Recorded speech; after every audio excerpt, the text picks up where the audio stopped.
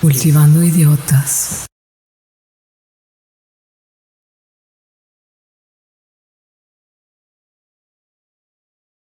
Hola a todos, bienvenidos a este Cultivando 11. Saludo a mi copiloto de este viaje, Chavita, ¿cómo estás?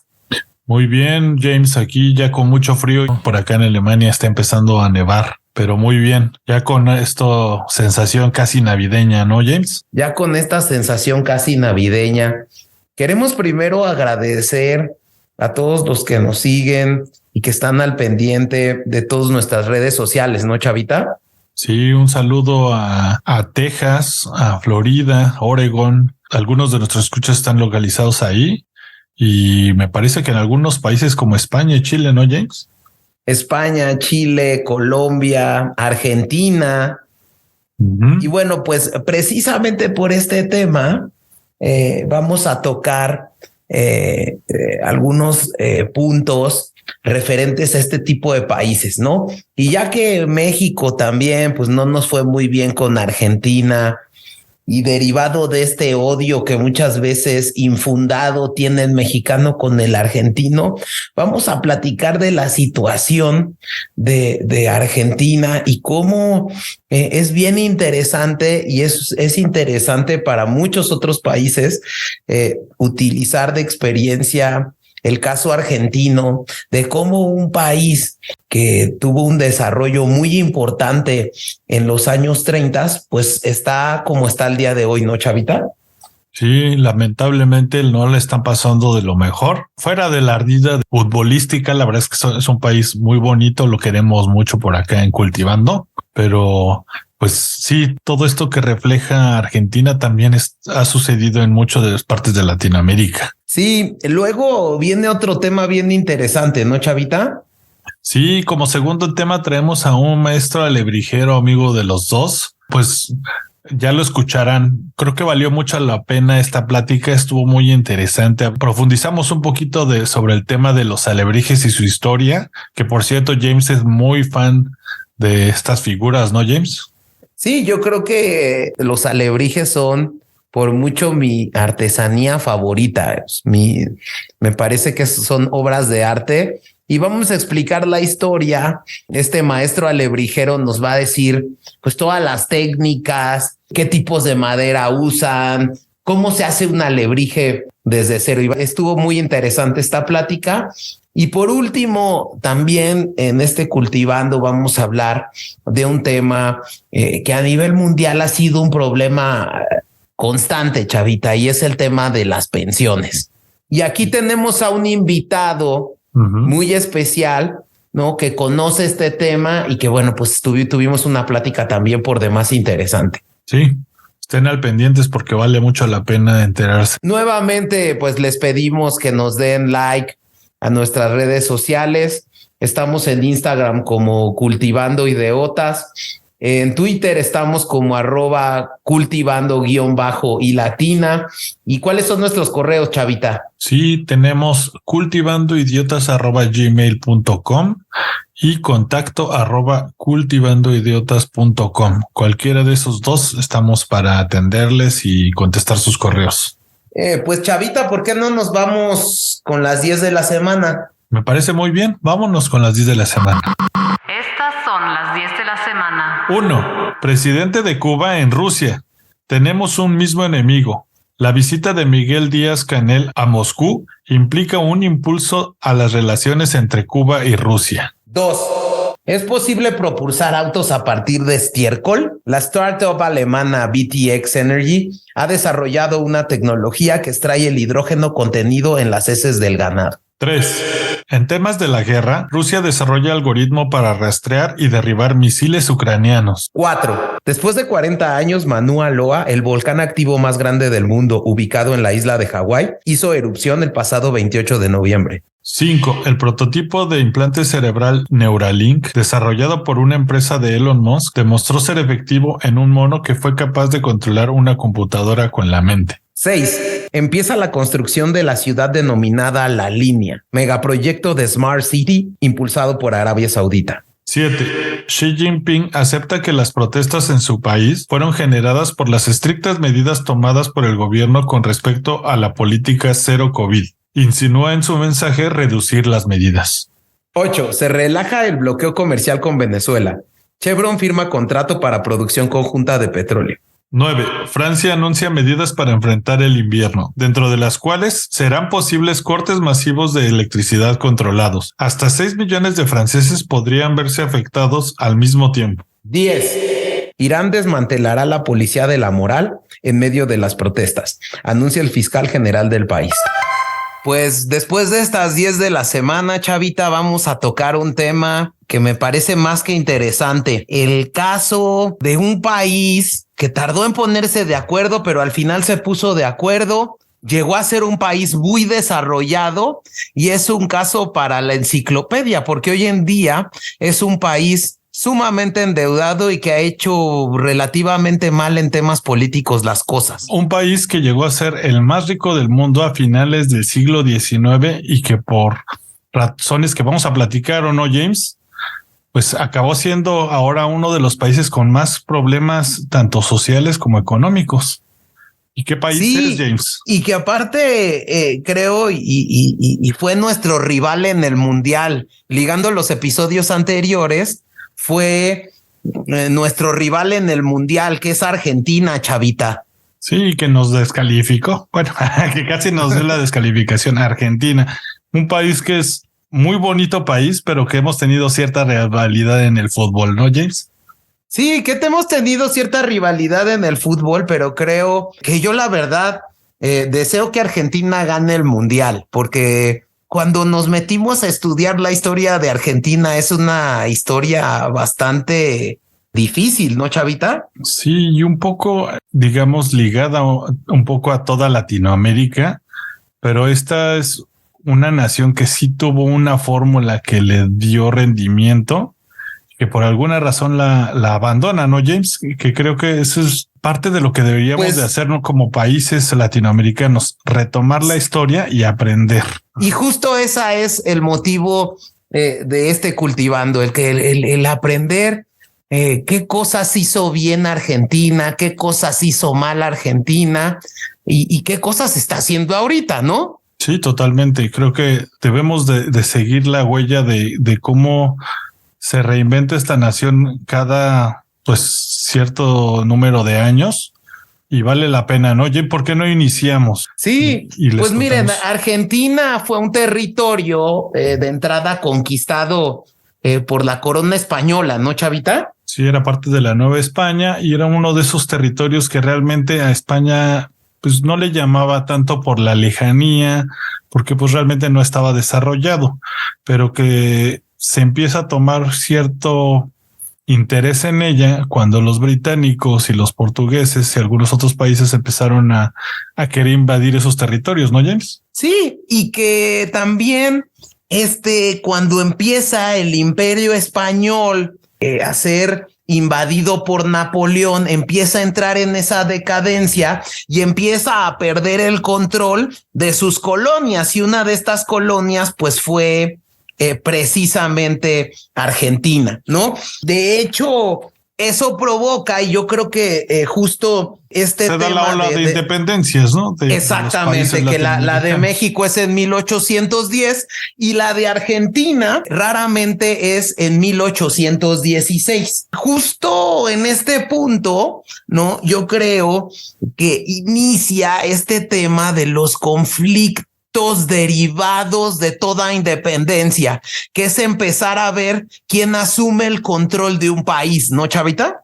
Sí, muchísimos intereses por parte de diferentes grupos, tanto de los criollos, de la gente española que ahí residía, de ciertos poderes económicos que controlaban los puertos, y pues ahí empieza el primer conflicto argentino, ¿no, James? O bueno. Sí, yo creo que ahí es un conflicto natural que todos los países que se acaban de independizar logran tener. que algunos tardan más, otros tardan menos, pero que bueno, por ejemplo, de entrada, yo creo que ha de ser muy complicado el generar un esquema pues de federación. ¿Quién está conmigo y cómo vamos a unirnos? Y ese fue el gran dilema en esa época en la Argentina, donde pues evidentemente todas los estados de Argentina no generan igual riqueza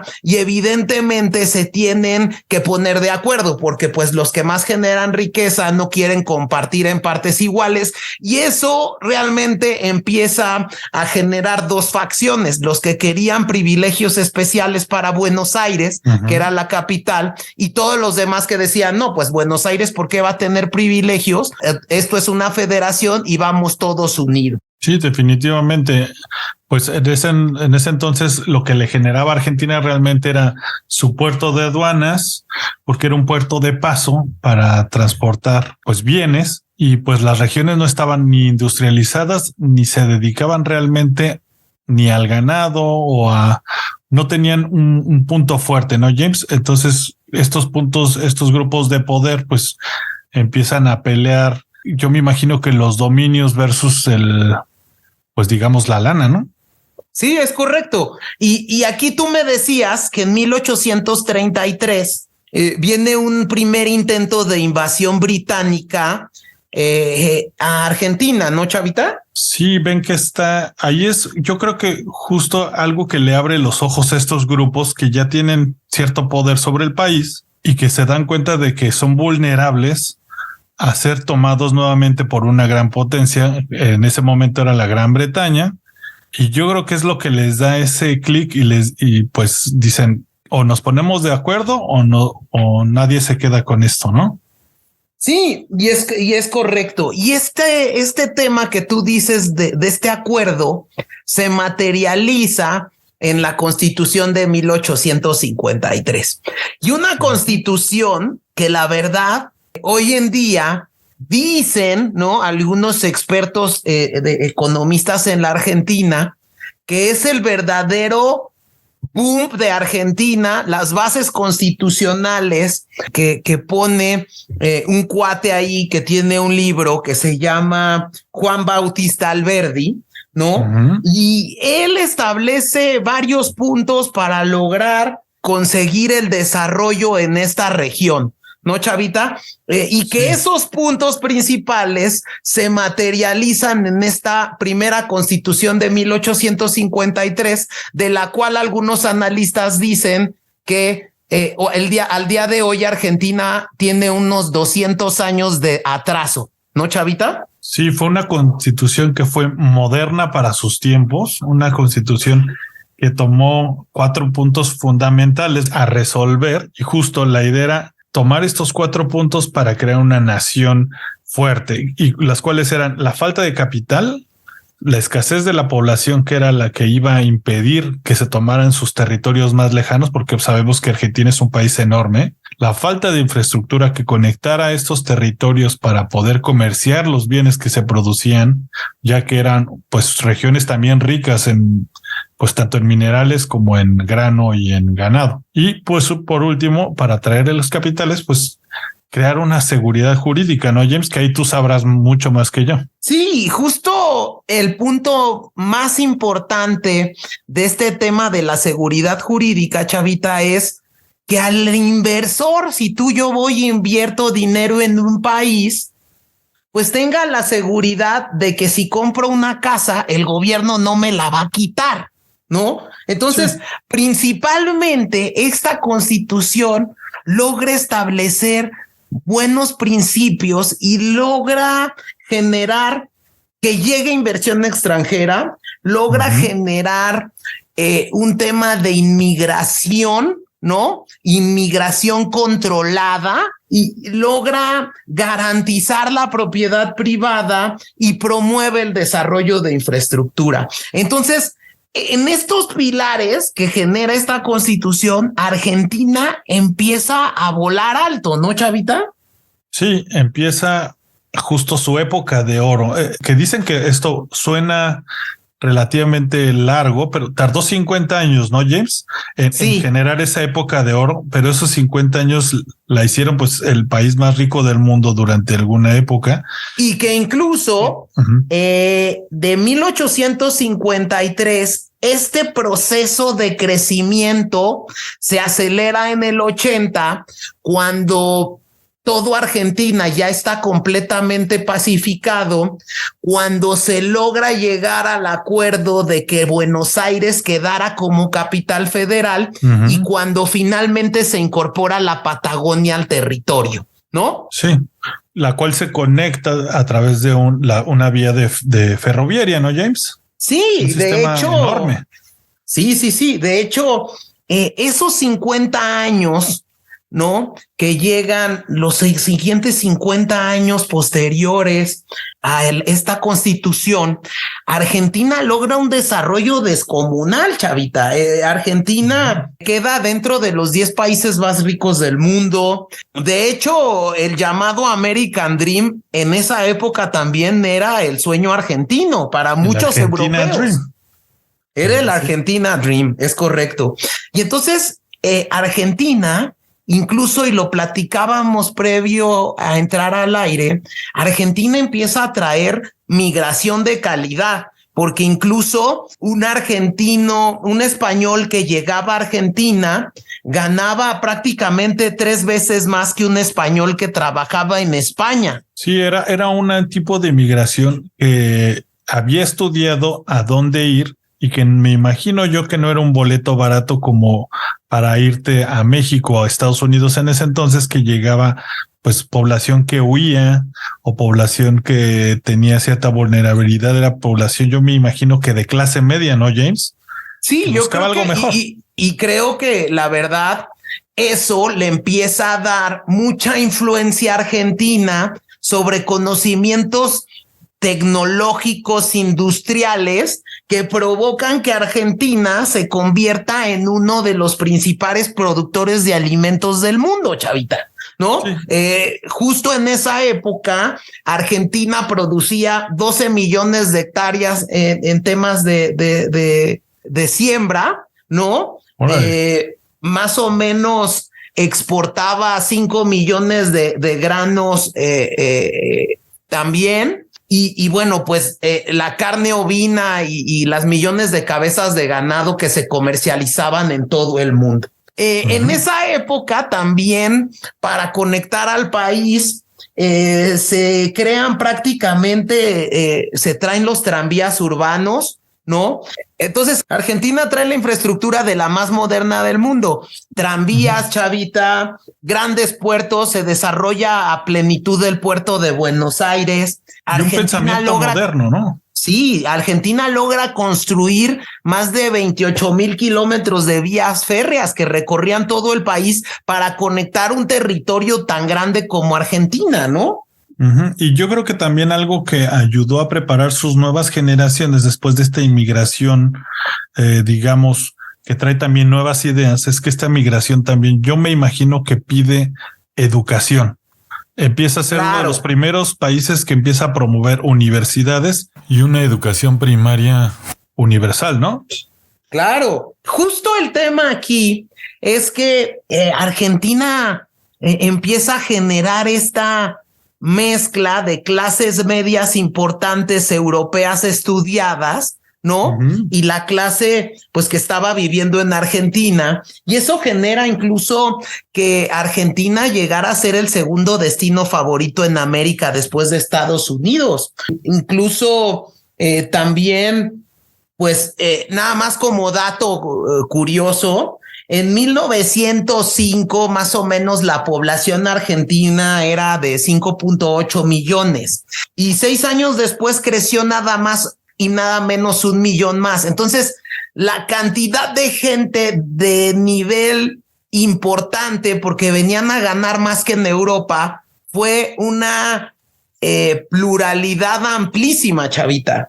Sí, el que busca un mejor salario y no simplemente escapar del país, pues no llega simplemente el obrero, llega también, me imagino, que el artesano, el mecánico, ¿no? Ingenieros. Sí, y entonces, pues tienes este tema, ¿no? Migración de calidad, logras esta infraestructura de vías férreas que te permiten conectar a toda la extensión territorial de tu país. Y bueno, pues el transporte de mercancías se vuelve eficiente, se vuelven productores de granos y de distintos productos hacia Europa, y entonces Argentina empieza a crecer. Sí. Había datos incluso que entre 1895 y 1896 fue considerado el país más rico del mundo, Chavita. ¿Tú sabías esto? Sí, yo eso me voy enterando antes, bueno, cuando empecé a estudiar este tema, porque la verdad es que yo nunca me imaginé que, o sea, sabía que Argentina llegó a ser una potencia mundial, pero no la más rica. Nada más un dato de estos que a ti te gustan, Chavita. En 1909, el ingreso per cápita en la Argentina era un 50% más que el italiano y más de 180% mayor que el de Japón y 5 veces más grande que el de Brasil. Pero yo creo que algo también importante a tomar quizás sea, después de esta gran boom argentino, ¿qué es lo que lo lleva a caer, no, James? Porque sí, a ver, después de esta transición tan grande, de esta transición tan grande, yo creo que el gran punto es cuando tú eres un productor tan importante, porque la producción argentina representaba casi 2% de la producción mundial de alimentos. O sea, Argentina exportaba más que Australia. El problema es que Argentina no vio la crisis del 29 y que la crisis del 29 iba a provocar que los países a los cuales les vendía Argentina, ¿no? Pues tuvieran una menor demanda de producto y eso mete a Argentina en una primera gran crisis que genera descontento social. Y yo creo que algo a lo que no llegó Argentina y por eso también le afectó tanto esta caída de los mercados es que si bien creció, nunca llegó a ser generador de tecnología, que es cosa que los países europeos sí. Pero claro, bueno, eso creo que ya es un poquito más de lado, ¿no? Pero yo creo que tomando ese tema, como tú lo dices, sí trajo un tema de educación. Sí, definitivamente. Solo que le faltaron años, ¿no? El impulso que Argentina en esa época, como tú señalas, le dio a la educación fue vital en este punto, ¿no? Se instaura la famosa enseñanza gratuita, obligatoria y laica, ¿no? Se instalan escuelas e institutos por todo el país. El analfabetismo en Argentina, para que te des una idea, era mayor en España que en Argentina, Chavita. Sí, y por eso yo creo que, igual como paréntesis, Porfirio Díaz tomó ciertas ideas de la Argentina en boom para llevarlas a México. Estas ideas de traer el sistema ferroviario, de comerciar con Europa, de intentar acercarnos a otro mundo, ¿no? Cosa que pues lamentablemente pues la ambición se la gana, ¿no? Claro, pero para cerrar esta primer boom de Argentina y su boom, hay que decir que a Argentina le tomó 100 años generar riqueza. Es decir, de los 816 a los 50 y luego lo que tienes a principios de los 1900, ¿no? Que es un boom, que te pasa lo de la crisis y empieza a haber descontento social. Y cuando hay descontento social porque la gente pierde su riqueza, pierde sus bienes, pierde el valor de su dinero, ¿no? Empieza a surgir este movimiento social, ¿no? Que logra tener el primer golpe de estado que tiene la Argentina en 1930, Chavita. Ok. Entonces, justo al año de que empieza la gran crisis mundial. Justo al año llega el primer golpe de estado en donde se produce este golpe militar apoyado por sectores políticos, sociales y sobre todo más en el lado conservador. Ok. ¿Y qué ¿Qué me pasa? decías Que a mí me parece que como llega militares al poder, ¿no? Recordemos que en otros países también había regímenes militares, ¿no? Como lo es en la Alemania nazi o en la Italia de Benito Mussolini. Y yo creo que ahí Argentina, ¿no? Empieza a tener un gobierno militar. Los militares tienen gran relación con estos regímenes nazi, Mussolini. Sí, les llevan como digamos, esa comezoncita a los militares de toma el poder, ¿no? ¿Qué podría ser de nosotros también? ¿No? Y cómo controlar un país a través de un régimen militar. Y entonces empieza a haber estos intercambios de funcionarios públicos y de militares para ir a estos países a aprender cómo era el régimen nazi o cómo era el régimen fascista de Benito Mussolini, ¿no? Sí, eso es súper interesante porque eso es algo que normalmente uno no se pone a pensar, que todos estos cambios quizás surgieron a través de, nuevamente, ¿no? Es influencia europea. Eso es lo que demuestra la gran conexión europea que tuvo Argentina desde antes y después, para mal y para bien.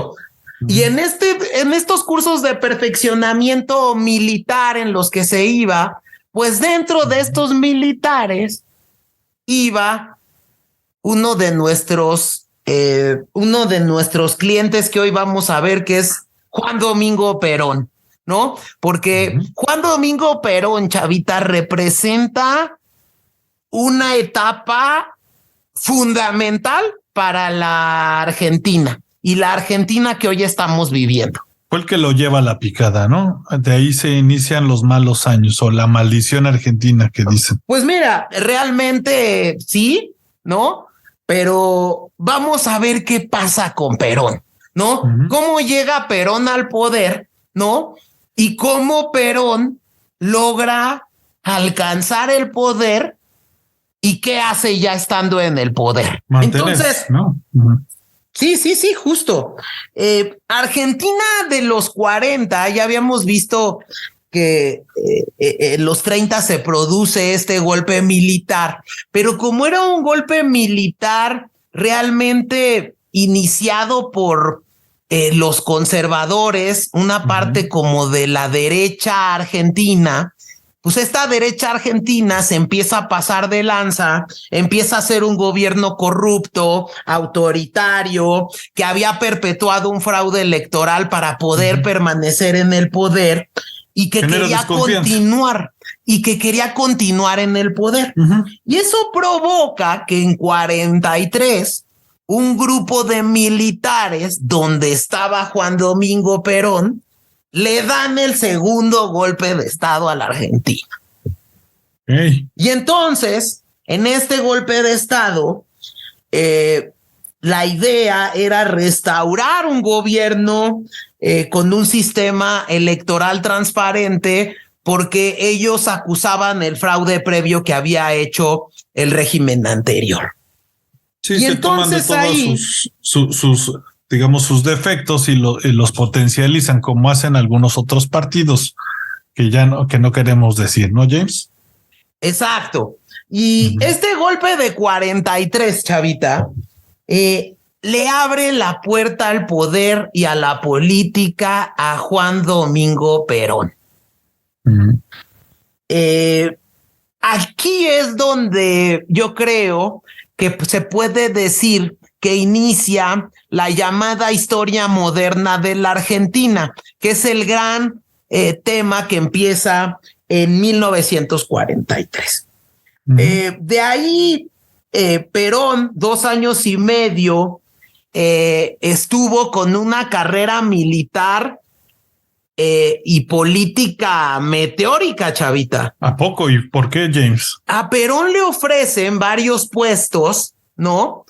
Y termina siendo primero jefe del Departamento de Trabajo.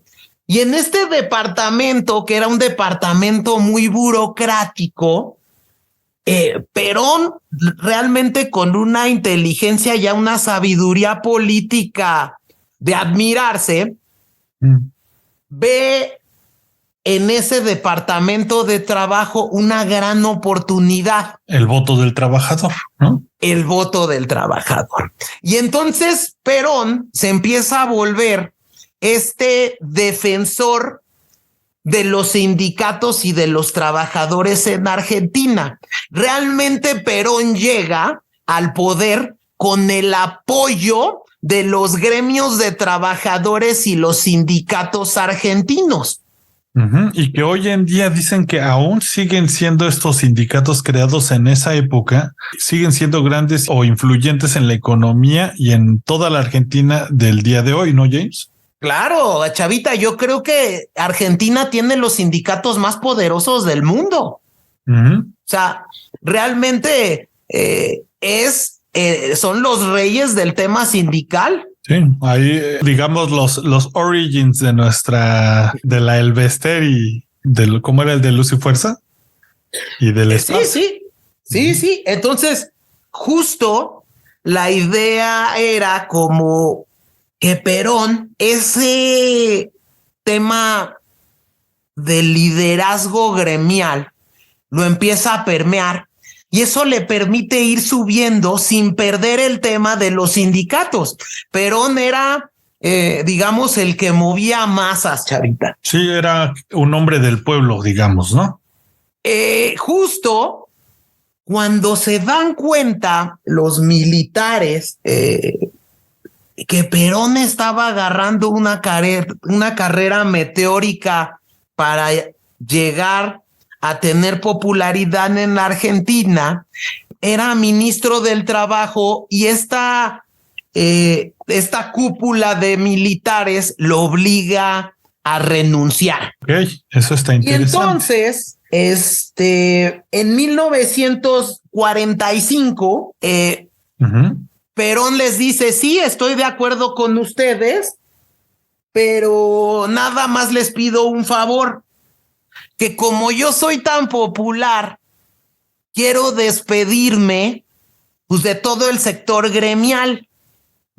Y entonces se dan dos grandes mensajes que les recomiendo muchísimo, que el primer mensaje es del 10 de octubre de 1945 en la radio del gobierno, ¿no? Y entonces ahí Perón, en su mensaje de despedida, Chavita, como que agradece el apoyo de todas las clases trabajadoras, pero pone en su discurso como en tela de juicio la continuidad de todas las defensas y luchas sindicales que había dado Perón a los trabajadores.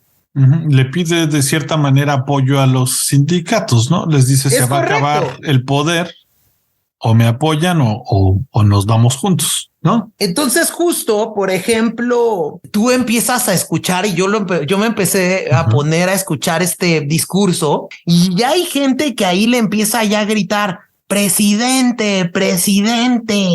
Entonces, muy listo, Perón. Muy listo, Perón.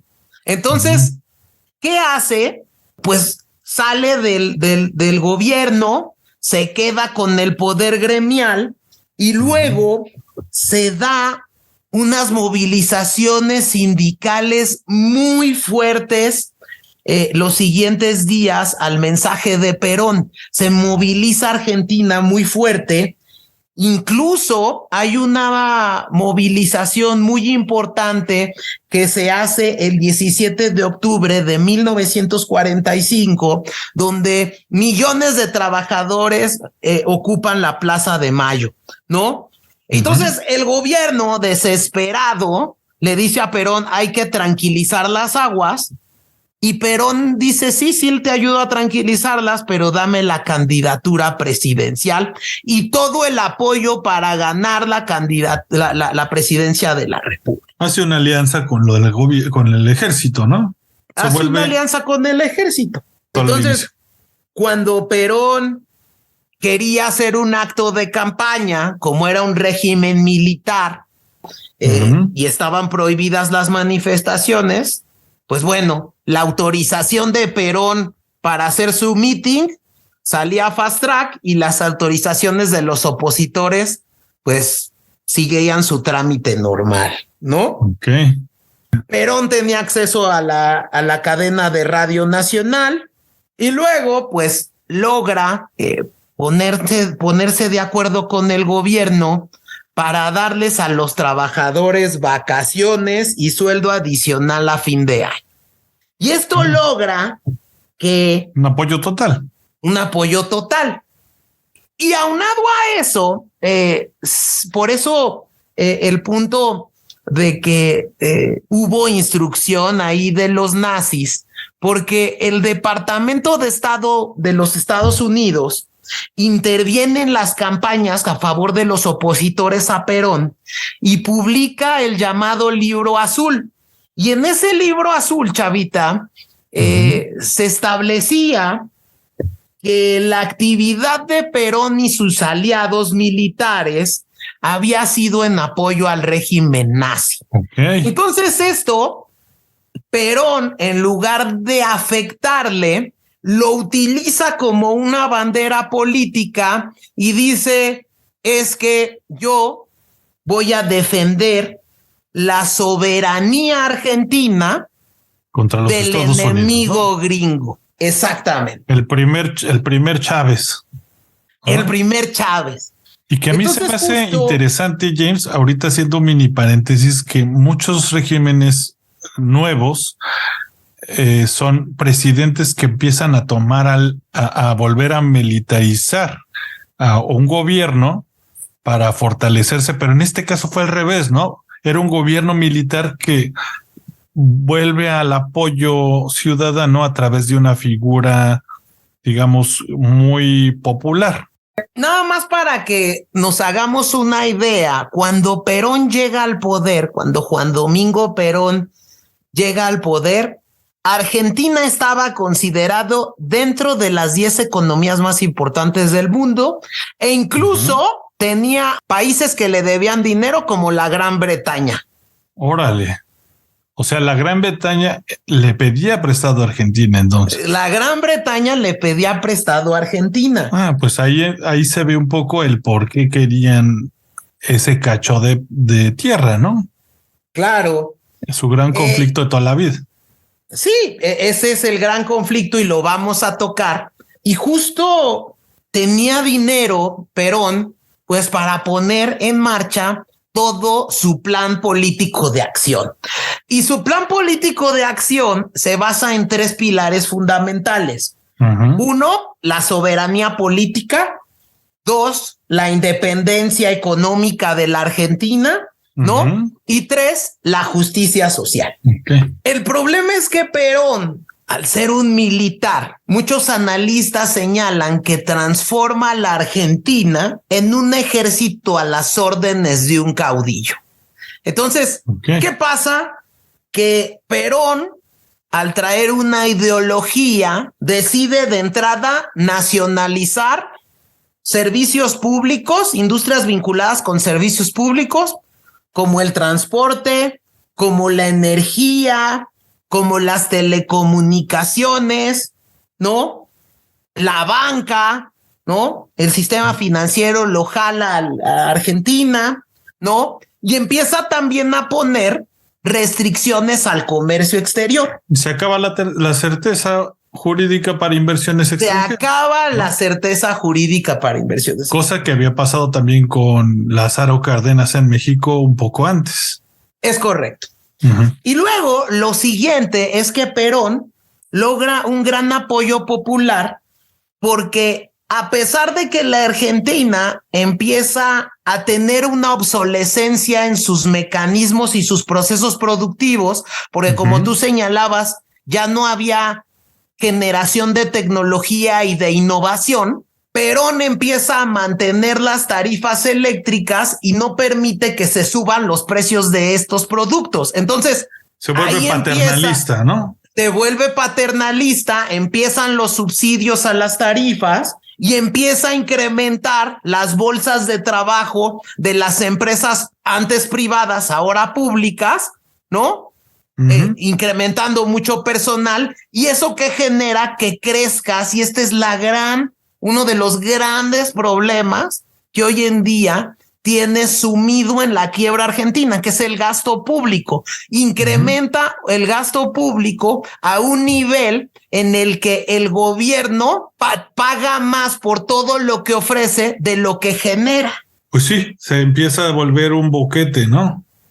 Es correcto. Y entonces, para acabar este boquete, por la gran fuga de capitales, Argentina y Perón empiezan a hacer la otra gran debilidad que ha tenido la economía argentina, que es, pues, si no hay billetes, imprime más billetes. Pero cuando imprimes más billetes, le quitas valor a la moneda. En su primera devaluación fuerte, yo me imagino que viene, ¿no, James? Es correcto. Entonces, estos primeros años, gracias a todo el dinero que tenía de los años que le fue muy bien a Argentina, pues todo parecía bien, pero la competitividad, como tú dices, la inversión se empieza a ir.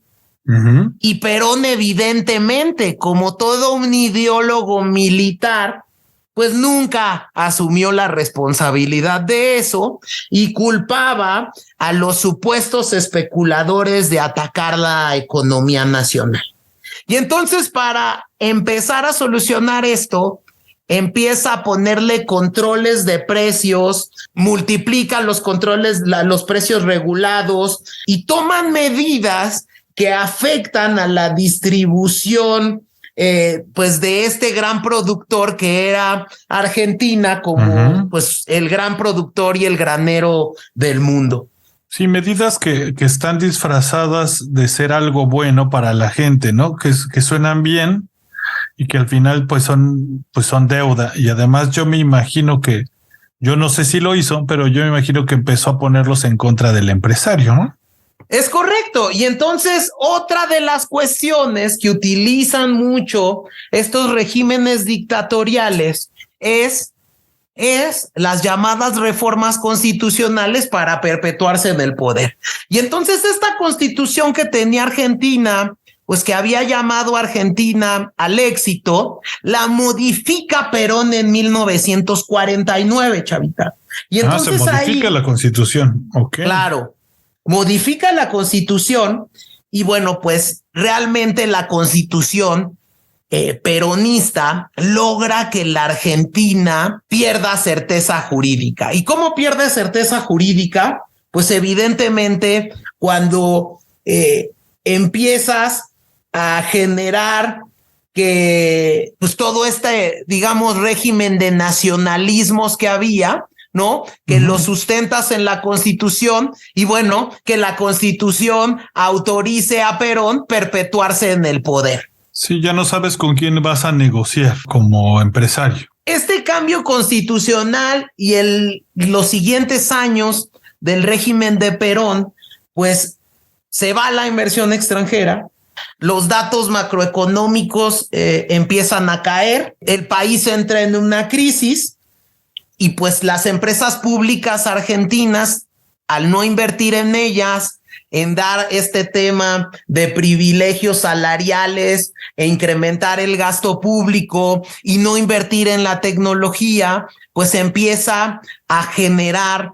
una mala racha en Argentina, ¿no? Sí, yo creo que ahí se mata este mito de que se dice mucho en Latinoamérica, es que vivimos en un país tan rico en recursos, ¿por qué no somos potencia? Creo que ahí lo que ha matado a Latinoamérica es efectivamente eso, que uno piensa que puede vivir encerrado solo, pero ese intercambio tecnológico, esa inversión, esas nuevas corrientes son lo que le da vitalidad a los países, ¿no, James? Es correcto. Entonces, esta primera parte donde Perón genera una máquina de pobreza y que realmente todo se resume a este culto al líder que es Juan Domingo Perón y todo este tema que creo que es importante decirlo.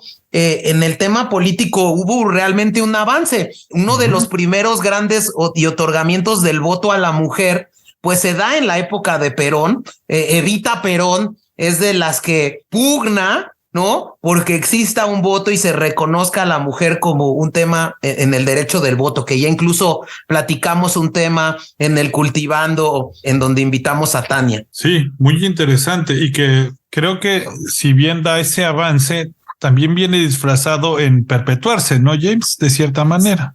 Sí, claro. Y bueno, pues Perón logra perpetuarse, pero cuando empiezas a tener un descontento social porque la gente no tuvo lo que prometió Perón, pues ese descontento social provoca este tercer golpe de Estado en 1955 contra Perón. De hecho, este tercer golpe de Estado, ustedes lo pueden ver.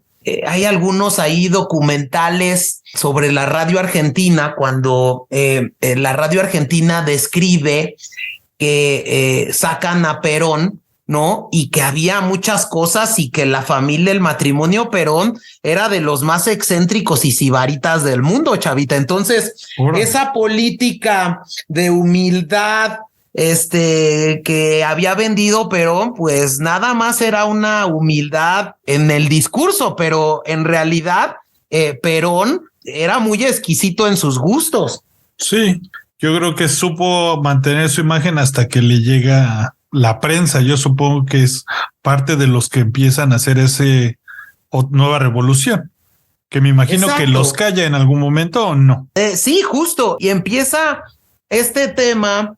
A partir de ahí, yo creo que empieza esta conjunción entre dos grandes grupos que han gobernado Argentina, que son los peronistas y los militares. Son los que se pasan ese balón. Sí, en términos de hecho, fútbol. Este golpe de Estado, para ser un poquito más específico, de 1955, yo estaba leyendo que hay uno primero que se frustra, que incluso dicen que la Armada Argentina bombardea la Plaza de Mayo para buscar matar a Perón, y el segundo golpe de Estado, que es en septiembre del 55, que ese sí se logra. Entonces, derivado de Perón se va exiliado a Venezuela, a Panamá, y por último termina viviendo en la España de Francisco Franco. Otro militar dictador. Es correcto. Este nuevo gobierno que depone a Perón del poder,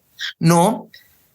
Yo creo que su gran problema es que generó, al establecer esta prohibición del peronismo, genera como una nostalgia, ¿o qué sería? Una nostalgia, y martiriza el concepto del peronismo, chavita.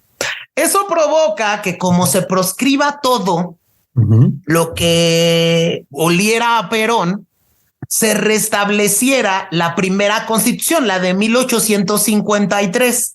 Pero a esa de 1853 le dejan un artículo que también era proteccionista hacia el pueblo argentino, que tenía todas las medidas sociales e intervencionistas establecidas por Perón. Ok, entonces no sueltan esos grupos de poder obrero, supongo yo. Sí, justo. Y entonces este régimen provoca que haya elecciones democráticas en el 58, y en el 58 gana la elección un cuate que se llama Arturo Frondizi. Y Arturo Frondizi empieza nuevamente a tratar de abrir la Argentina al mundo y a generar buenos resultados económicos. Pero como ya estaba todo el antecedente peronista, y Perón ya le había dado gran fuerza a los sindicatos, y el ejército también había perdido fuerza con Frondizi, y que incluso dicen que empieza a tocar callos, como dice, los militares exigen la renuncia de Frondizi, y como no le hace caso Frondizi, hacen el famoso cuarto golpe de Estado de la Argentina. Órale. ¿Y después quién llega, James? Esto genera que en este golpe de Estado, pues había mucha tensión entre los grupos peronistas y el régimen y se movilizan para exigir a Perón. Esto provoca que el régimen que estaba en ese momento genere una elección presidencial y en 1963 gana la elección Arturo Humberto Illia. ¿Qué pasa aquí? No era peronista. Okay. Él toma posesión, dicen que con gran parte del apoyo de Estados Unidos, Chavita, pero dicen que también algo que pasa en Estados Unidos es que a Illia lo apoya Kennedy, pero recordemos que Kennedy muere el 22 de noviembre del 63 y queda Lyndon Johnson. Y cuando queda Lyndon Johnson, se olvidan un poco de la parte LATAM. Ok, y justo en esas épocas era bastante inestable Latinoamérica en general, ¿no? Es correcto. A Pinochet y todos estos. Entonces, Illia empieza, ya sin el apoyo de Estados Unidos, empieza a hacer acciones como anular contratos petroleros, que esto enoja a Estados Unidos y a las Fuerzas Armadas, porque aquí había intereses. Empieza a controlar precios de la carne y eso genera un descontento de la sociedad rural argentina muy poderosa en esa época. Y bueno, pues realmente esto provoca que al gobierno de Illia le den el quinto golpe de Estado. Y este quinto golpe de Estado se da el 28 de junio de 1966. Y yo creo que aquí, Chavita, entra la parte más cruda y negra de la historia moderna de la Argentina, cuando gana la llamada Revolución Argentina el poder. Este gobierno, e incluso hay muchos documentales, hay uno ahí muy recomendado donde habla el hermano del expresidente Arturo Humberto Illia, ¿no? Okay. Y platica cómo incluso se da una plática muy ruda porque a Illia lo sacan realmente de la casa de gobierno. Llegan los militares y le dicen, señor, se tiene que ir porque usted ya no cumple las funciones. Y entonces empieza ahí un debate bien interesante porque Illia pues era un cuate muy letrado y bueno, pues lo terminan deponiendo y llega en este quinto golpe de Estado un militar llamado Juan Carlos Onganía, ¿no? Oye, James, y preguntando, ¿este tipo de gobierno tendrá que ver un poco con el movimiento socialistas tipo Fidel?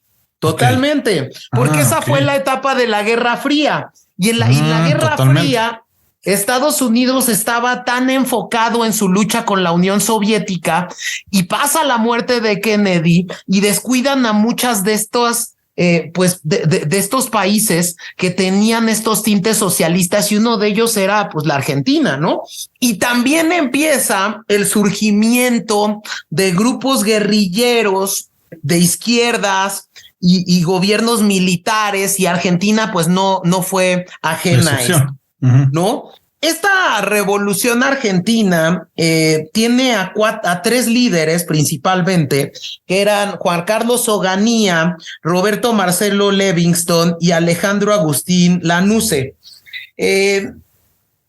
Algunos grupos terroristas que surgieron fueron, por ejemplo, los Montoneros, el Ejército de Revolución del Pueblo, las Fuerzas Armadas del Pueblo, y que muchos dicen, ¿no, Chavita? Que pues de entrada, si uno se mete a ver que eran los Montoneros, pues eran un régimen de guerrilleros peronistas. Y bueno, pues Perón, desde el exterior, apoyado por el tema en el exilio en España, alentaba a esos grupos y esos grupos generan, ¿no?, que haya un descontento social descomunal en la Argentina y esta mala situación económica sumado a los atentados obliga en marzo del 73 a convocar a elecciones, ¿no?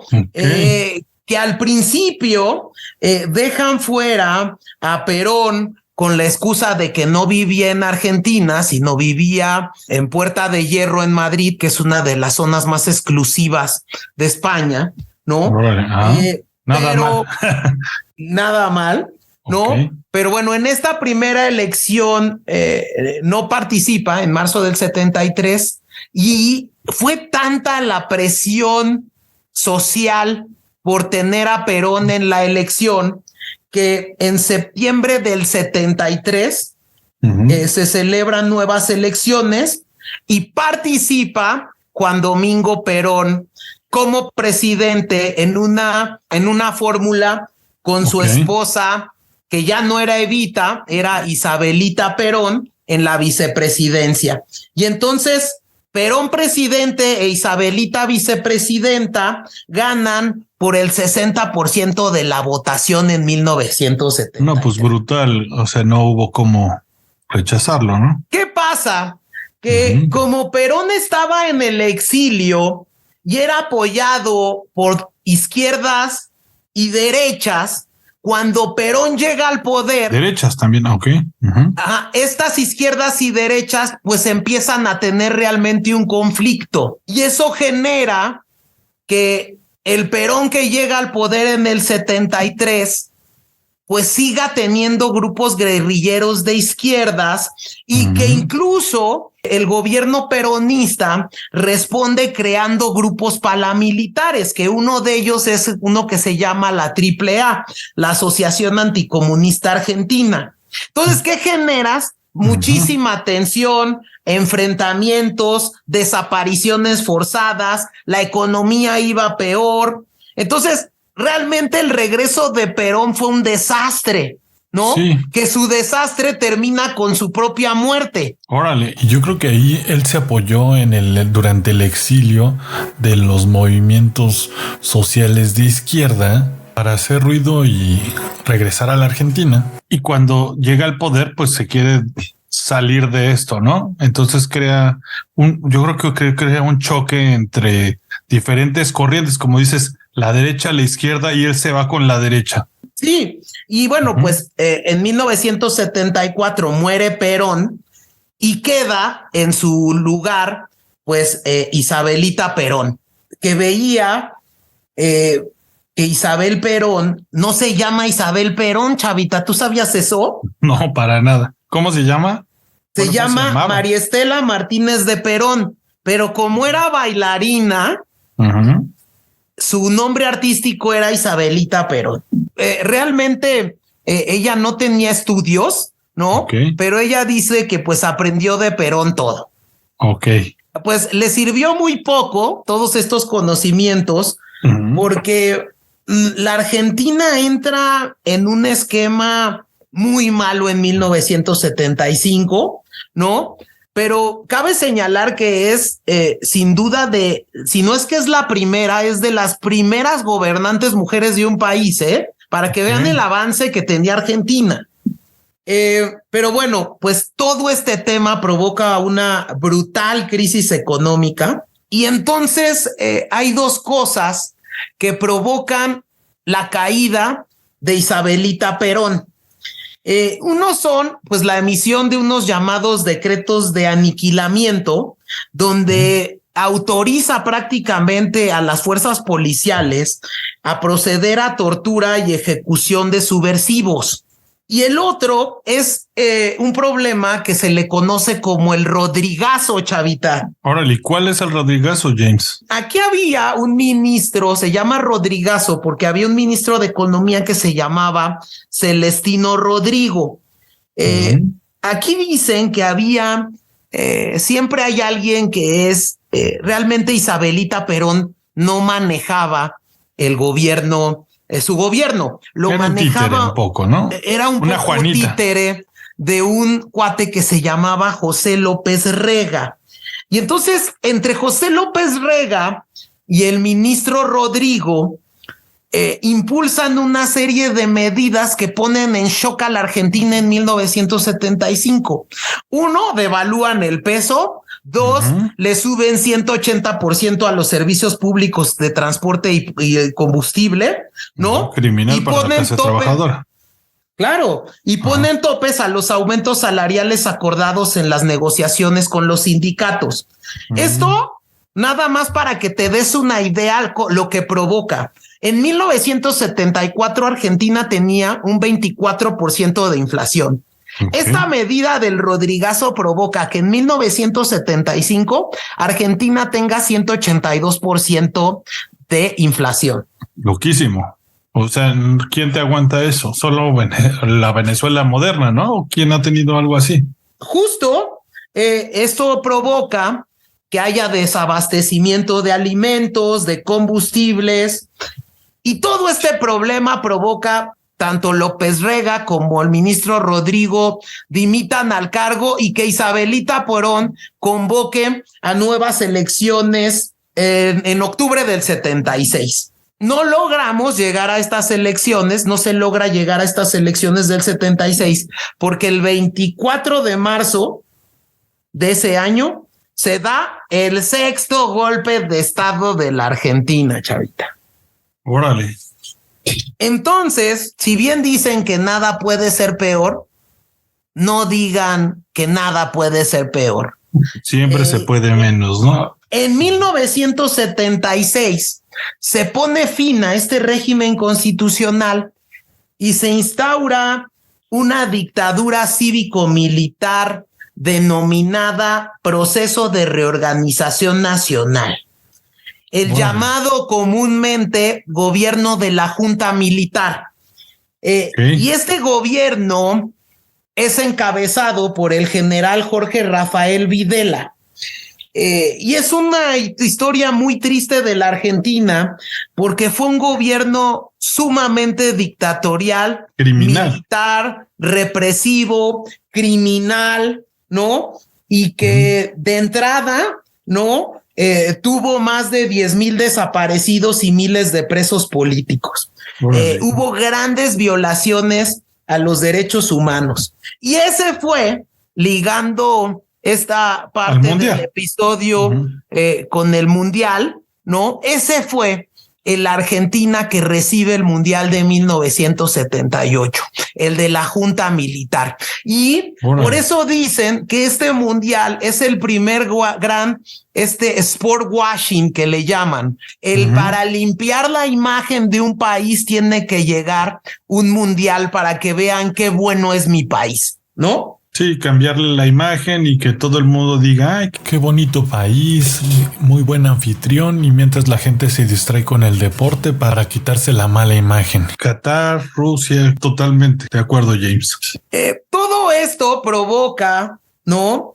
Que después de Videla estuvieran 3 personas más en esta junta militar.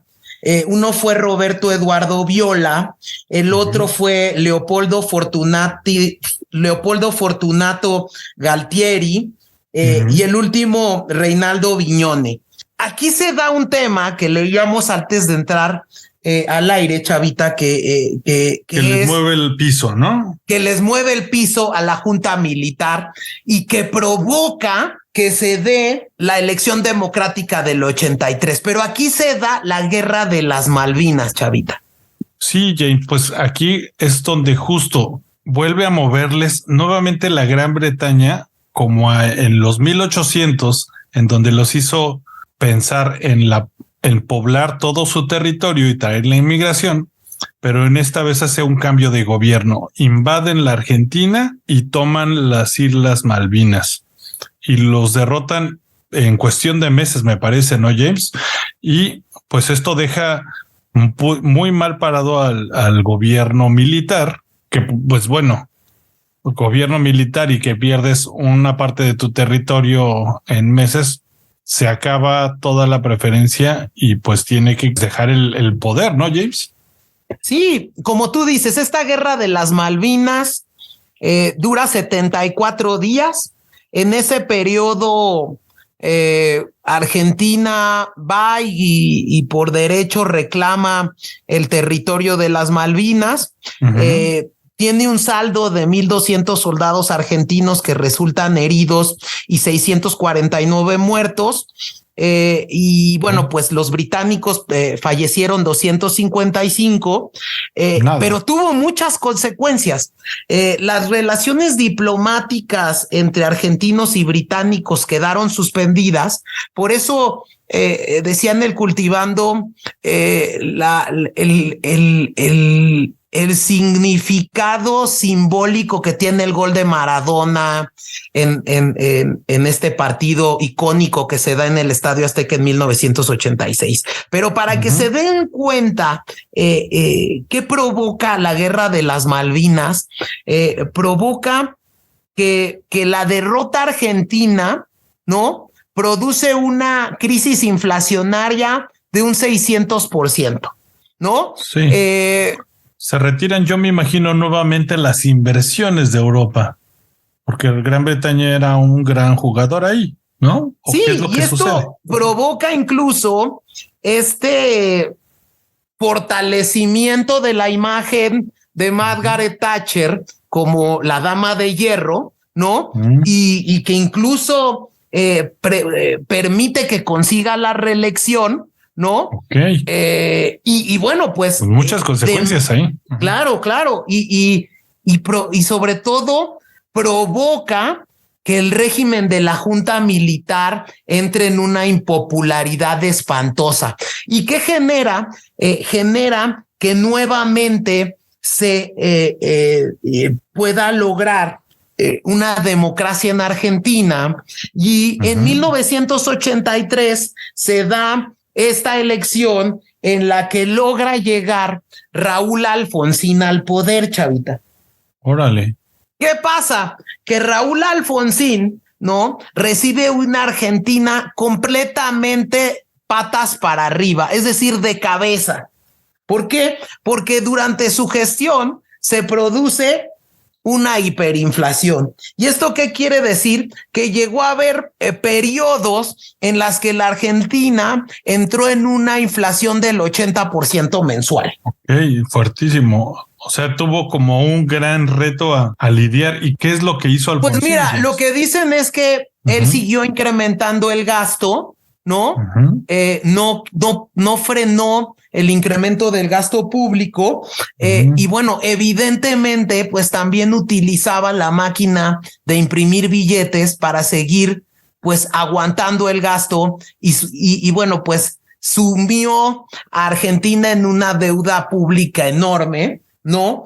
Y bueno, pues también se señala que algo que no permitió a Alfonsín poder tener un poco de éxito fue que los militares y los sindicatos peronistas tuvieron como objetivo hacer imposible el gobierno de Alfonsín, y se generaron muchos paros y muchas huelgas. Y esto provoca que Alfonsín salga en 1989, Chavita.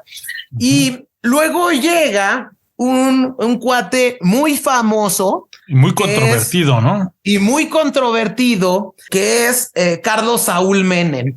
Y llega él en el 89 y realmente dura 10 años en el poder por su gran popularidad, Chavita. Sí. De hecho, este Carlos Menem tiene 2 años terribles de gobierno, pero luego impulsa una serie de reformas que le dan un giro a la Argentina, porque de entrada Menem se vende como peronista, pero 3 años después para nada hace ese tema es un capitalista y de política, sí trae un plan de Estado, ¿no? De política socialista.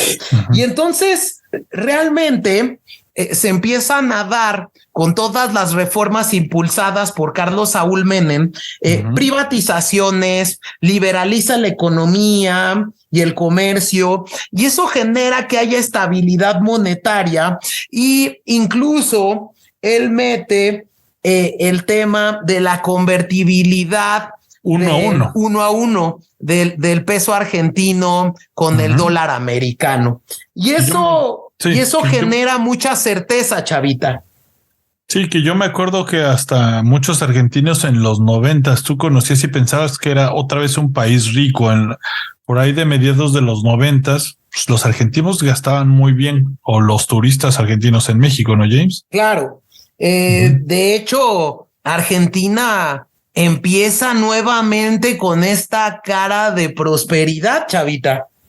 Con tema de la convertibilidad, nada más como para explicar a la audiencia qué es. Anteriormente se utilizaba como moneda el austral, y el austral tenía un tipo de cambio, ¿no? De 10,000 australes eran $1. Lo que hace Carlos Menem es cambiar a peso argentino la nueva moneda de Argentina, ¿no? Y le quita los 4 ceros para hacer convertible 1-1 el peso argentino con el dólar americano. Como Salinas al peso mexicano, ¿no, James? De 1000 Es a 1. correcto. Entonces, bueno, pues lo que hace Carlos Saúl Menem en los 90s es que entiende lo que tiene que pasar en Argentina, que es que Argentina necesita nuevamente, ¿no?, salir al mundo a vender y a hacer comercio. Y realmente lo que hace es liberalizar el comercio exterior y el comercio interior, y logra una reforma fiscal y en el mercado de capitales, y privatiza el régimen de pensiones, ¿no? Y luego empieza un esquema de privatización de las empresas que había nacionalizado Perón. Viene una privatización en el telecomunicaciones, en gas, en agua, en ferrocarriles, en televisión, en radio, incluso en líneas aéreas y armamento. Y entonces esto genera, ¿no?, que regresen las empresas y regresa el capital privado, ¿no? Y entonces, nada más para hacer números, en 1992 la inversión extranjera directa de la Argentina era más o menos de 16,000 millones de dólares. Para 1999, con este plan estructural de Carlos Menem, subió a 65,000 millones. La economía de 1991 a 1994 creció a ritmos del 7%, chavita.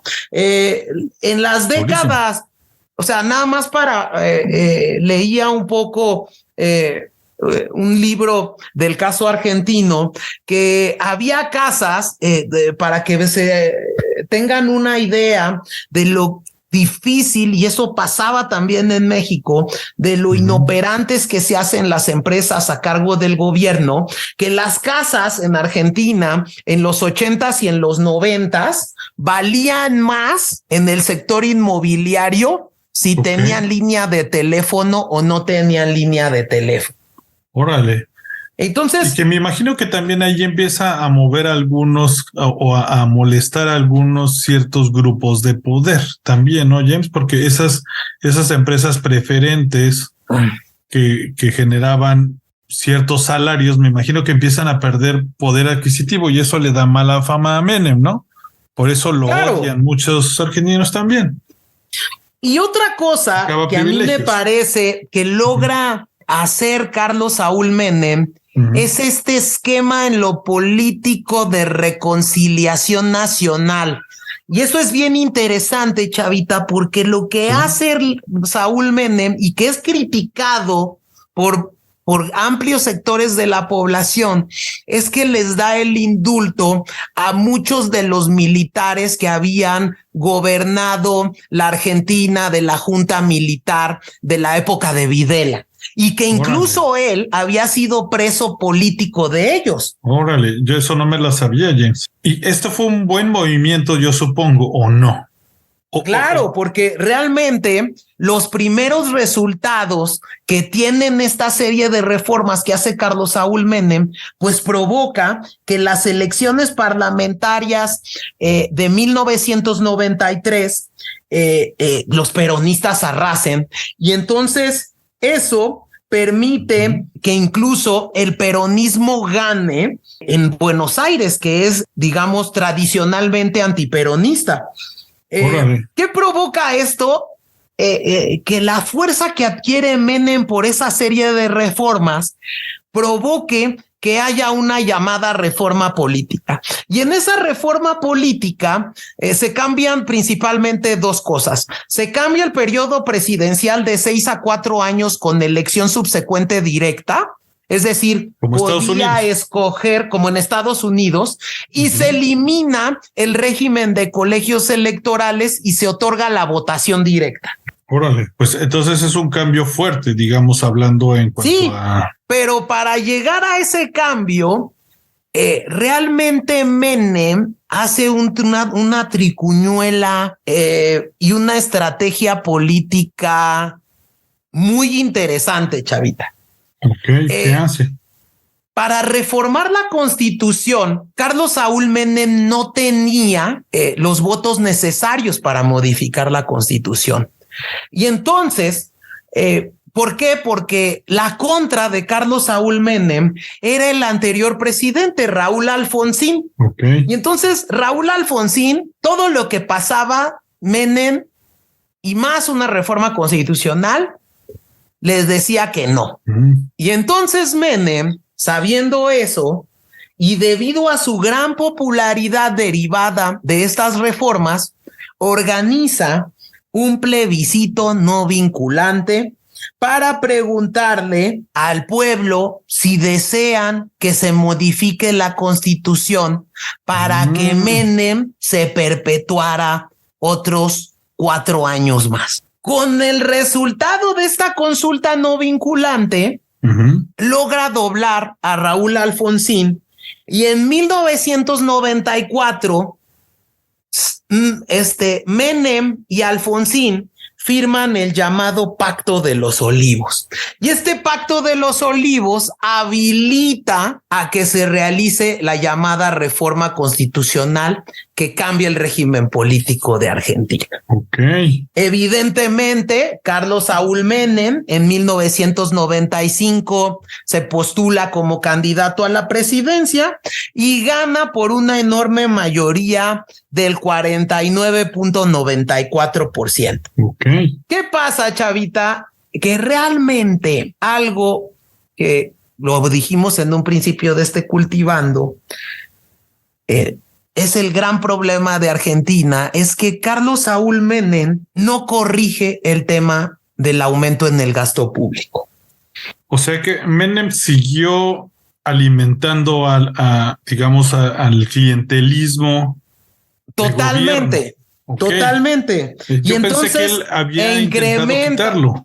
No, ese es el gran problema. Entonces, sigues con el tema de esquemas clientelares e incrementas y sigues con salarios altos en la burocracia. Y entonces, realmente lo que se empieza a vislumbrar es que los primeros años de Carlos Saúl Menem se había hecho frente a este gasto público, pues con todo el pago que le había significado el gobierno por parte de las empresas privadas que compraban las empresas públicas. Entonces, eso hacía frente al gasto, pero pues eso se terminó en este segundo mandato de Menem. Y bueno, pues evidentemente este gasto público se tenía que pagar con deuda externa. Para hacernos nada más una idea del tamaño en el que creció la deuda externa en el periodo de Carlos Saúl Menem, de 1989, que la deuda estaba en 63 mil millones de dólares, a 1995 crece a 123 mil millones de dólares. Entonces, realmente creo que los mercados internacionales en la época de Menem habían confiado mucho e incluso le habían prestado dinero, pero pues Argentina se excedió. También el mantener la paridad 1-1 del peso con el dólar, pues era una paridad inflada con toda la deuda y sostenida con toda la deuda que adquiría la Argentina. Y entonces eso pues no logró aguantar, ¿no? Un crecimiento artificial entonces. Fue un crecimiento artificial que en resumen se da por 3 cosas. Uno, no se logró frenar el crecimiento del gasto público, ¿no? No tocó el tema de la convertibilidad, ¿no? Muchos expertos dicen que realmente Argentina tuvo que ir modificando su convertibilidad, reduciendo este maquillaje de la convertibilidad del peso argentino al dólar, que le costó mucho dinero a las arcas públicas argentinas. Y que otra cuestión muy importante es que Menem no hizo reformas laborales, esto es decir, dejó intactos a los sindicatos peronistas. Ok. Aunado a eso, también se dan grandes temas de corrupción en la época de Menem. Uno de los que se pueden ustedes ahí checar es todo el tema del Yomagate, contrabando de armas, casos de sobres. Llegó un punto en el que Argentina empezó a caer, ¿no? En la época de esplendor del gobierno de Carlos Saúl Menem, pues realmente la gente estaba bien, pero cuando empieza a caer la gente ya empieza a ver todo este tema de los casos de corrupción del gobierno argentino. Y esto genera que en 1999 gane la oposición de los peronistas, y gana Fernando de la Rúa, que prácticamente dura un año porque se da todo este problema de la gran corrida y el gran punto de crisis de Argentina, que fue el colapso del peso argentino y el famoso corralito, Chavita. Viene, digamos, nuevamente una caída en picada de la Argentina. Viene otra caída en picada de la Argentina a finales de los 90s y que se concreta en 2001. Un regreso de otro grupo, ¿no?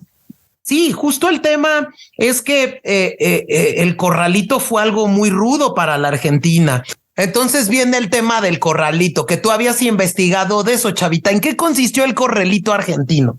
Pues llega la gran crisis al empezar a haber una fuga de capitales en toda la Argentina. Lo que hace esta, digamos, medida del corralito es limitar la salida de capital frente a los retiros del público. No, las personas comunes no podían retirar más de 250 pesos o dólares en ese entonces, que era la convertibilidad. Y además quedan prohibidas las transferencias internacionales a menos de que fuera por comercio internacional.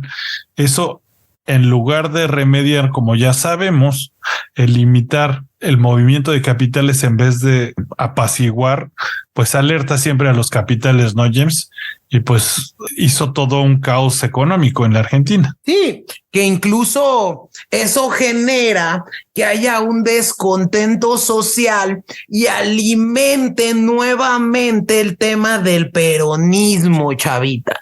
Y entonces genera todo este problema y esta debacle de 2001, genera que en 2003 gane la elección Néstor Kirchner. Y aquí viene una etapa en la que nuevamente este peronismo genera una debacle económica, pero ahora sumida en corrupción, que hoy en día tiene a la expresidenta Cristina Fernández de Kirchner en los tribunales, Chavita. Sí, que ya eso ha pasado justo a la prensa internacional, ¿no? Digamos, polariza nuevamente, ¿no? A la población argentina. Sí, porque esta época de Néstor Kirchner y luego Cristina Fernández de Kirchner, que va prácticamente de 2003 a 2015, ¿no? Genera que la Argentina nuevamente entre en una catacumba y en una cerrazón de ideología peronista y que la Argentina nuevamente se cierre al mundo, Chavita. ¿Por qué?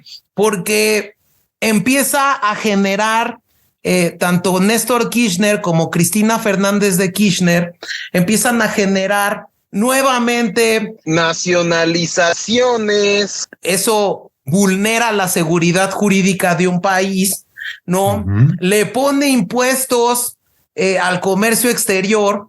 Incluso muchos analistas critican el problema que tenía los impuestos a las exportaciones. Entonces, no solo era el impuesto de los productos que llegaban, sino también los Kirchner le pusieron impuestos a la salida de productos. Y entonces generan una reforma fiscal que convierten a la Argentina en uno de los países más ineficaces para generar economía y riqueza. Sí, es entonces, un feudo, ¿no? Es un feudo. ¿Y qué provoca? Que esto, aunado a la grave devaluación del peso argentino y a la gran inflación, pues Argentina nuevamente entre en una crisis económica brutal, ¿no? Y bueno, pues sumado a todo el tema de corrupción que esto trae acaparando reflectores hoy en día, ¿no? Incluso dicen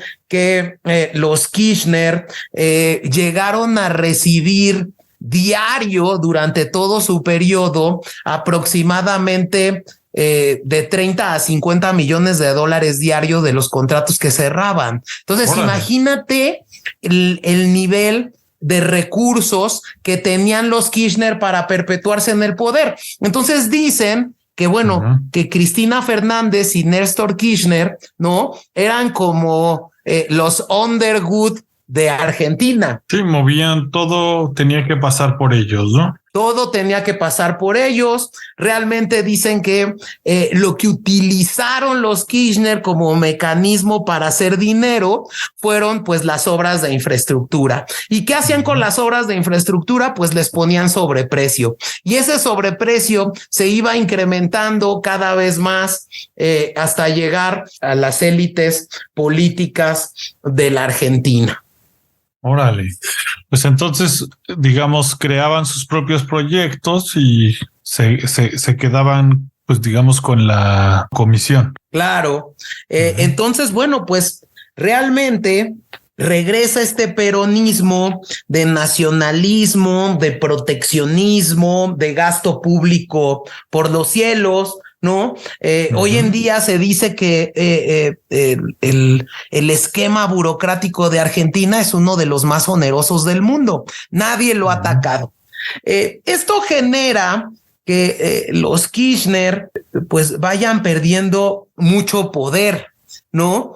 Sí, y que lo que acaba de tumbar el gobierno de los Kirchner es que llega el primer default de haber sido un país, fíjate, que prestaba internacionalmente, pues llegó un default con el Fondo Monetario Internacional, ¿no, James? Sí, eso es lo que provoca que la sociedad nuevamente entre, porque el efecto de que tú generes un default, una falta de pago al Fondo Monetario Internacional, es que pues el gasto público que se sostenía de la deuda externa, pues ya no tenía dinero de dónde sostenerse. Entonces, Argentina entra en una crisis económica muy fuerte. Y esto genera, ¿no?, que en 2015 asuma la presidencia un gobierno de oposición al peronismo, que es Mauricio Macri, que yo lo que sabía es que Mauricio Macri fue el presidente del Boca Juniors, Chavita. Órale, eso para nada lo sabía. O sea, fue el líder de un equipo de fútbol. Fue el líder de un equipo de fútbol. Nuevamente y como el fútbol la vida argentina. Es correcto, como el fútbol es una religión en ese país, pues Mauricio Macri llega a la presidencia de la República Argentina. ¿Y qué hace Macri, Chavita? Que tú me habías platicado qué rollo con Macri. Pues Macri llega nuevamente a intentar abrir la Argentina, intenta hacer pues cambios de fondo, intenta empezar a dejar de depender, a bajarle un poco a este gasto social, pero Argentina ya está en ese punto en el que muchísima gente de este país depende del gasto público. Entonces, yo creo que a él en mi opinión, le faltó tiempo para implementar una nueva salida de la Argentina. Y pues el descontento social, yo me imagino, no lo sé con certeza, pero yo imagino que al menos algún familiar de cada argentino depende del erario público, ¿no, James? Yo creo que sí. Es lo que ha mantenido este poder sindicalista y pues al mando, ¿no? Puede cambiar cualquier presidente, pero siguen ahí pues el poder de los trabajadores del Estado. Sí, a ver, yo creo que Macri principalmente no toca la parte del gasto público, que eso creo que es un punto pues que no aguantaba más y que Macri pensó que sí. Y algo que hace muy bien Macri es que empieza a quitar todos estos bloqueos que habían puesto los Kirchner, ¿no?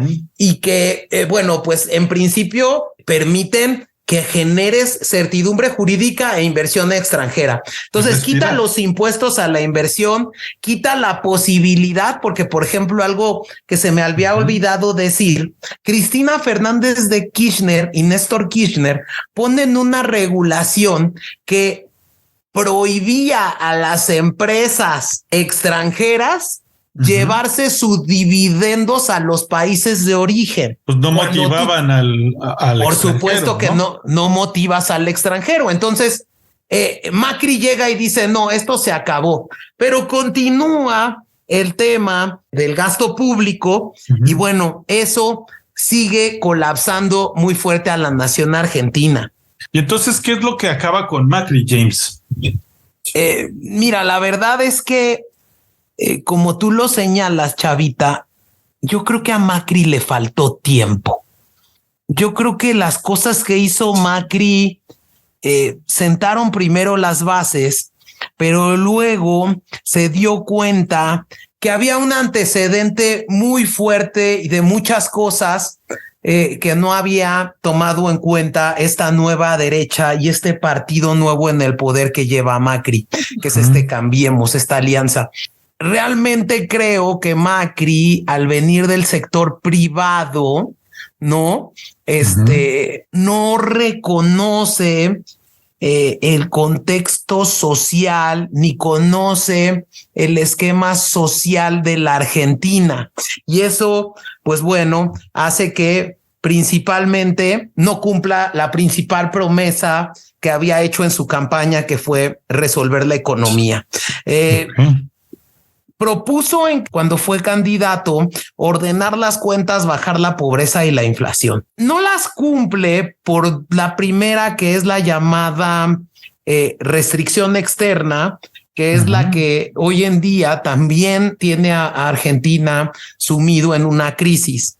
Esta restricción externa es un término económico que significa escasez de divisas y que, bueno, para que se entienda en términos más claros, es que no hay dólares para todos en todo momento y en la cantidad que se quiere.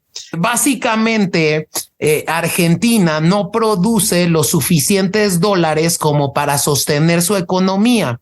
Los gobiernos en general han solucionado este problema de escasez de dos formas: endeudándose o con control de capitales, o ambas cosas, como terminó haciendo Macri en 2018. El otro tema que también sufre es el vertiginoso aumento de precios que se dan en la Argentina de Macri.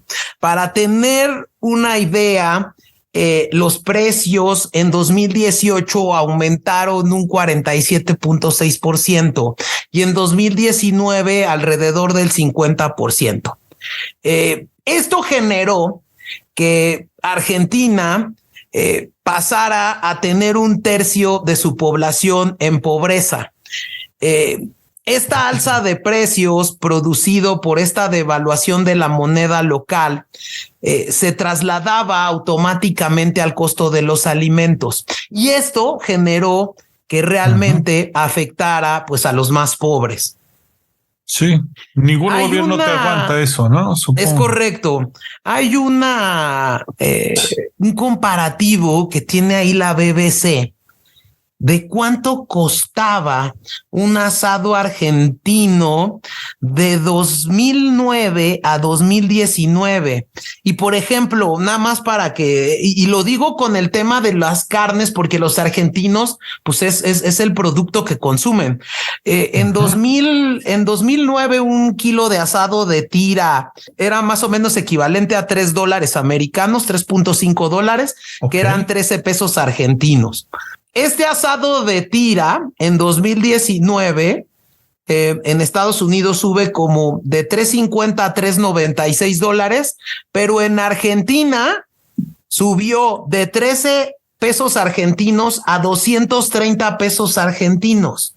Fuertísimo. Entonces, ese aumento de precios fue algo que generó demasiado descontento social, Chavita. Una nación que produce carne y no la puede consumir. Es correcto. Okay. Esta dependencia de la economía argentina también al dólar es otro de los factores. Hace que cualquier aumento de la moneda gringa se traduzca automáticamente en inflación argentina. Y que he escuchado que justo muchas personas en Argentina o muchos precios de propiedades, pues allá son siempre en dólares, ¿no? Porque la gente ya no confía desde hace mucho en su moneda. Yo me imagino que es lo que hace que, pues, si restringes a las personas a la entrada de dólares, pues afectas la manera de ahorrar de mucha gente y la pones nerviosa. Pero también necesita el gobierno tener esos dólares para pagar su deuda. No sé, es un círculo vicioso. Sí, muchos pedían que Macri le pegara al gasto público y jamás le pegó. Y bueno, pues aparte de toda la herencia que a Macri le dejaron los Kirchner, ¿no? Esto genera que en 2019 también haya un tema de crisis. Otro punto importante que tiene Macri es que deja el poder con una economía en recesión, con una inflación, con pobreza y una de las deudas más altas de la historia de la Argentina. ¿Por qué?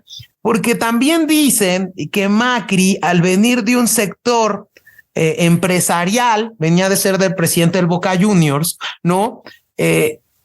Realmente el sustento político del gobierno fue siempre muy endeble, porque lo basaron únicamente en el macrismo e ignoraron a los demás miembros de la coalición, sobre todo al radicalismo que tenía la Unión Cívica Radical, y limitando la posibilidad de añadir sectores moderados y republicanos del peronismo. Eso es lo que aseguran algunos politólogos.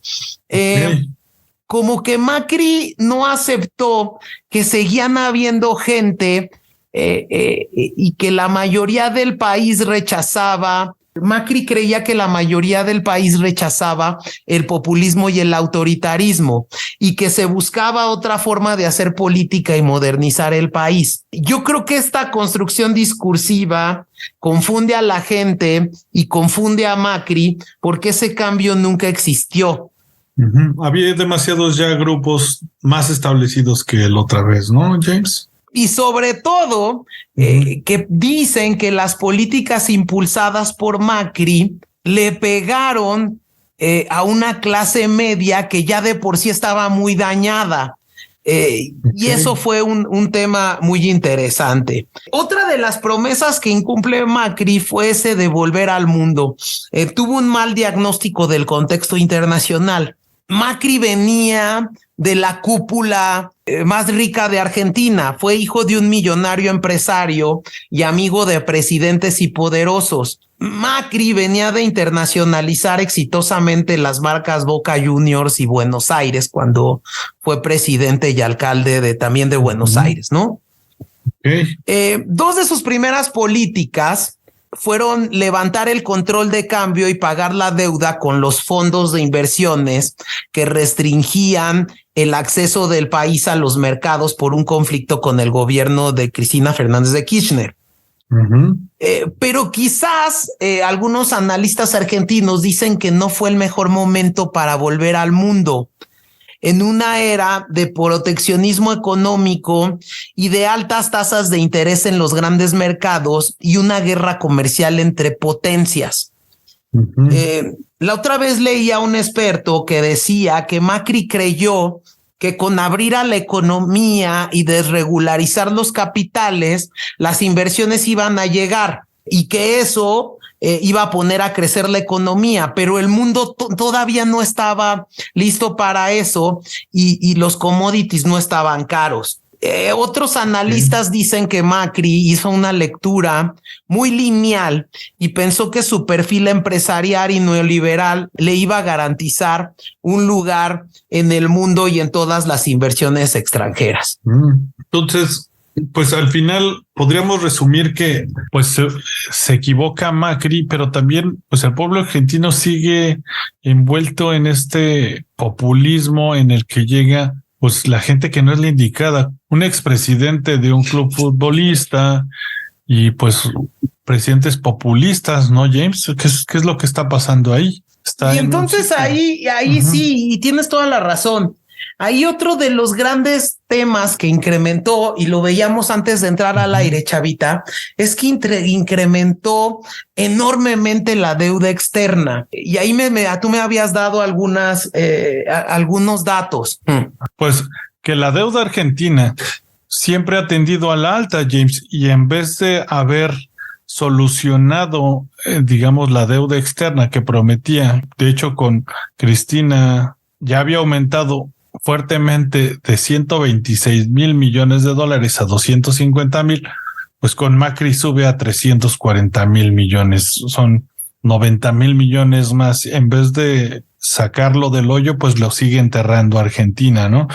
Y que pues él justificaba diciendo que era un capitalizarse para un plan económico a futuro. Y que nuevamente pues nunca podremos saber si realmente pues este préstamo era, digamos, con una buena planeación pudo haber sido bueno o no, porque no llegó a un segundo término, ¿no, James? Claro, yo creo que a Macri le toca un esquema de reformas que le duelen mucho a los argentinos. En cierto sentido, realmente, por ejemplo, Macri genera políticas que no son muy populares. Es decir, por ejemplo, cuando toma el poder, una de las primeras cosas que hace Macri fue revisar todo el plantel estatal y dar marcha atrás con las nuevas contrataciones y renovaciones en varios ministerios e instituciones públicas. El gobierno removió a varios funcionarios y periodistas que trabajaban en los medios públicos. Y sería como un golpe similar al que Peña Nieto intentó darle, digamos, a la herencia de plazas en el sindicato de maestros, ¿no, Jay? Más o menos, pero por ejemplo, los recortes en la época de Macri fueron alrededor de 24,000 puestos, ¿no? Evidentemente esto realmente generó, con todo el problema y todo el levantamiento que hubo y las protestas, que terminara en ser como 8,000 despedidos en la administración pública. Otra cosa que a mí me pareció súper impopular que generó Macri fue el llamado tarifazo, que fue ir eliminando los subsidios a la energía. Entonces, realmente hubo un incremento a la tarifa de energía muy alta, entre 200 y 300%. Ok. Y que entonces, me imagino era necesaria para pues dejar de depender tanto sus cuentas, ¿no? Claro, esto también implica que en el corto plazo generes una inflación descomunal, porque los costos de la energía te aumentan costos de productos terminados. Entonces, justo ese fue un gran tema. Y al último, el otro compromiso que Macri no cumple, ¿no?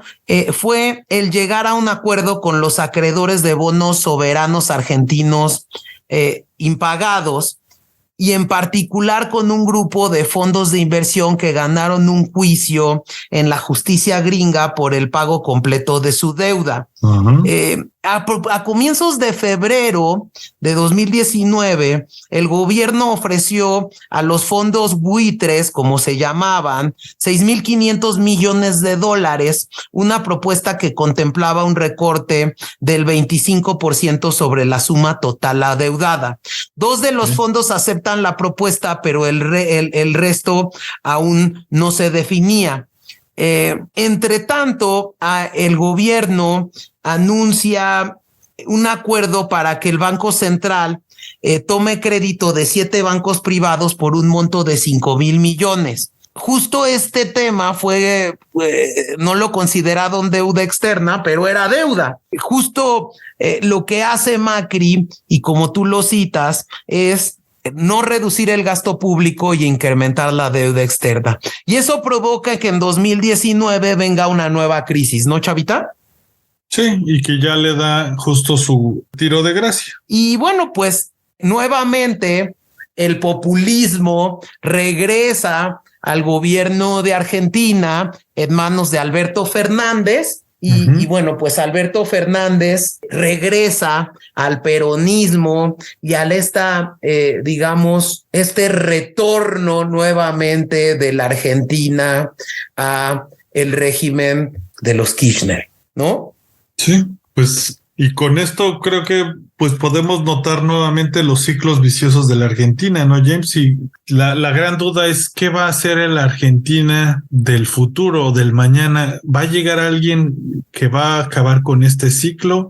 Porque como ya lo vimos al inicio del episodio, los grandes cambios requieren de décadas, ¿no? Y yo creo que si Argentina va a volver a salir y resurgir como la gran economía que lo fue, pues va a depender de, pues, primero quitarse ese paternalismo, apretarse el cinturón y pues por último, pues de una política o algo que garantice el seguimiento de políticas públicas por décadas, ¿no, James? Que no se vuelvan para atrás como está pasando en muchas economías. Sí, y muchas veces, y creo que esto se ve reflejado, y aprender del gran bagaje cultural que Argentina tuvo en sus primeras décadas y que realmente llegó a ser una economía exitosa cuando se puso de acuerdo, abrió su economía al mundo, generó riqueza y esa riqueza fue controlada en un punto de acuerdo y debidamente regulada por el Estado. Y creo que realmente es una lección que aprender, ¿no? Para las generaciones de los países latinoamericanos, porque vemos lamentablemente que muchos gobiernos tienden a ese mismo aspecto cíclico histórico, ¿no, Chavita? Sí, una fórmula de, pues digamos, pues de generar pobreza, de generar pobreza para poder controlar a la gente. No sé si tengas algo más que añadir en esta primera sección del Cultivando, Chavita. Pues ya nada, creo que se ha dicho la mayoría de lo que se tenía que decir. Esperemos simplemente que Latinoamérica salga de este tipo de círculo vicioso en un futuro y que pues realmente nos vaya bien, ¿no? Sí, digo, México también tiene sus serios problemas que ya tocaremos en otros episodios de Cultivando, pero realmente Argentina, de ser un país y una economía desarrollada, que justo yo por eso me explico muchas veces el gran éxito que han tenido en una serie de eventos deportivos como el fútbol, ¿no? Como el básquetbol, como el tenis, ¿no? Como el pádel, donde Argentina realmente tenía una educación física y deportiva muy alta por este tema de que fue muy exitoso. Y también en la música, ¿no, Chavita? Gustavo Cerati. Sí, grandes de los músicos de latinoamericanos vienen de por allá, ¿no? Creo que, y justo estos, o digamos la nueva ola de música argentina, pues se genera en la época de Menem, una época en la que, si bien es muy criticada, pues fue una época de crecimiento, ¿no? Y bueno, pues Chavita, ahora me toca, yo creo, quiero proponer una rola, chavita. ¿Cuál rola, James? Vámonos con cuál. Hablando del tema de Argentina, me gustaría, para mí, es uno de los unplugs más bellos, que es el unplug de Soda Stereo. Y la rola de la Ciudad de la Furia, haciendo referencia a la Argentina y a Buenos Aires, que toca ahí Gustavo Cerati, Soda Stereo, es un rolón, y a mí me gustaría cerrar esta primera sección con esa. ¿Cómo ves, chavita? Con muchísimo gusto y placer ponemos esta rola, ¿no, James? Y bueno, pues regresamos.